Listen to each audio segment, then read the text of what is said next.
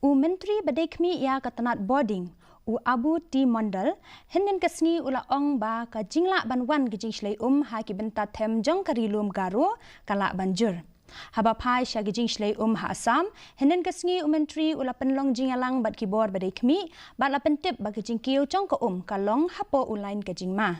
Henry kerukom kiu Jong ka kala bantam palat ru ya ulain ke jingma. Ula pentip ba ula batha ya ki Deputy Commissioner bat ya ki BDO ban shemi kilat kilenti bat ban ai ya ke jingarap kat bala.